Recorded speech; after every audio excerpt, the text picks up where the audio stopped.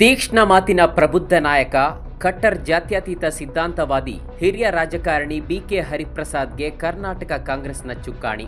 ರಾಜಿ ಇಲ್ಲದ ತೀಕ್ಷ್ಣ ಮಾತುಗಳ ಮೂಲಕ ಜಾತ್ಯತೀತ ನಿಲುವಿನ ಫೈರ್ ಬ್ರ್ಯಾಂಡ್ ರಾಜಕಾರಣಿ ಎಂದೇ ಗುರುತಿಸಿಕೊಂಡಿರುವ ಬಿಕೆ ಹರಿಪ್ರಸಾದ್ ಕರ್ನಾಟಕ ಪ್ರದೇಶ ಕಾಂಗ್ರೆಸ್ ಸಮಿತಿಯ ನೂತನ ರಾಜ್ಯಾಧ್ಯಕ್ಷರಾಗಿ ಆಯ್ಕೆಯಾಗಿದ್ದಾರೆ. ರಾಹುಲ್ ಗಾಂಧಿಗೆ ಪಕ್ಷದೊಳಗೆ ತಮ್ಮ ವಿಚಾರಧಾರೆಯನ್ನ ಗಟ್ಟಿಯಾಗಿ ಬೆಂಬಲಿಸುವ, ಕಾಂಗ್ರೆಸ್ ಸಿದ್ಧಾಂತವನ್ನ ಮುಲಾಜಿಲ್ಲದೆ ಪ್ರತಿಪಾದಿಸುವ ನಾಯಕರ ಅಗತ್ಯ ಹಿಂದೆಂದಿಗಿಂತಲೂ ಹೆಚ್ಚಿರುವಾಗ ಕಟ್ಟಾ ಕಾಂಗ್ರೆಸ್ಸಿಗ ನೆಹರು ಗಾಂಧಿ ಕುಟುಂಬದ ಅಭಿಮಾನಿ ಬಿಕೆ ಹರಿಪ್ರಸಾದ್ ಅವರ ನೇಮಕವಾಗಿದೆ. ಹರಿಪ್ರಸಾದ್ ಅವರು ಅತ್ಯುತ್ತಮ ಹೋಮ್ ಮಿನಿಸ್ಟರ್, ಅತ್ಯುತ್ತಮ ಕಂದಾಯ ಸಚಿವ, ಹೀಗೆ ಹಲವಾರು ಪ್ರಭಾವಿ ಖಾತೆಗಳಿಗೆ ಅತ್ಯುತ್ತಮ ಆಯ್ಕೆ ಎಂದು ಅವರ ಅಭಿಮಾನಿಗಳು, ಬುದ್ಧಿಜೀವಿಗಳು, ಸಾಮಾಜಿಕ ಕಾರ್ಯಕರ್ತರು ಆಗಾಗ ಹೇಳುತ್ತಲೇ ಬಂದಿದ್ದಾರೆ.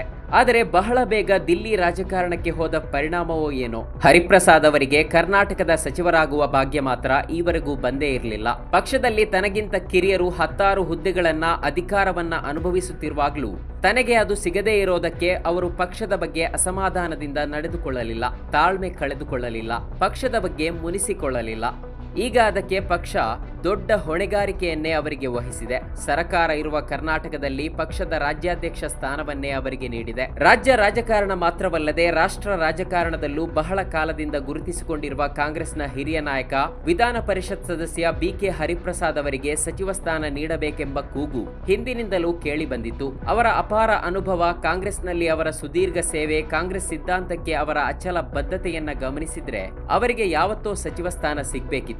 ಈ ಬಾರಿ ಹೊಸ ಸರ್ಕಾರದಲ್ಲಿ ಅವರು ಸಚಿವರಾಗೋದು ಪಕ್ಕಾ ಎಂದು ವರದಿಗಳಿದ್ವು. ಆದರೆ ಈಗ ಪಕ್ಷದ ರಾಜ್ಯಾಧ್ಯಕ್ಷ ಸ್ಥಾನವೇ ಅವರನ್ನ ಅರಸಿಕೊಂಡು ಬಂದಿದೆ. ಕಾಂಗ್ರೆಸ್ನಲ್ಲಿದ್ದು ಅದರಿಂದಲೇ ಎಲ್ಲವನ್ನೂ ಪಡಕೊಂಡ ಬಳಿಕವೂ ಕಾಂಗ್ರೆಸ್ಸಿಗರಾಗಿ ಗುರುತಿಸಿಕೊಳ್ಳಲು ಹಿಂಜರಿಯುವ ಬಹುತೇಕ ಕಾಂಗ್ರೆಸ್ಸಿಗರ ನಡುವೆ ಅಪ್ಪಟ ಕಾಂಗ್ರೆಸ್ಸಿಗನಾಗಿ, ನೆಹರು ವಿಚಾರಧಾರೆಗಳ ಪ್ರತಿಪಾದಕರಾಗಿ, ಜಾತ್ಯತೀತ ಸಿದ್ಧಾಂತ ಪಾಲಿಸುವ ನಾಯಕನಾಗಿ, ಕೋಮುವಾದವನ್ನ ಖಂಡತುಂಡವಾಗಿ ವಿರೋಧಿಸುವ ರಾಜಕಾರಣಿಯಾಗಿ ಗುರುತಿಸಿಕೊಂಡವರು ಬಿಕೆ ಹರಿಪ್ರಸಾದ್. ಕಾಂಗ್ರೆಸ್ನ ಜಾತ್ಯತೀತ ಸಿದ್ಧಾಂತಕ್ಕೆ ಬದ್ಧತೆ, ಕಾಂಗ್ರೆಸ್ ನಾಯಕತ್ವಕ್ಕೆ ಅಚಲ ನಿಷ್ಠೆ, ಈ ವಿಚಾರದಲ್ಲಿ ಬಿಕೆ ಹರಿಪ್ರಸಾದ್ರಂತಹ ನಾಯಕರು ಕಾಂಗ್ರೆಸ್ನಲ್ಲಿ ಬಹಳ ಅಪರೂಪ.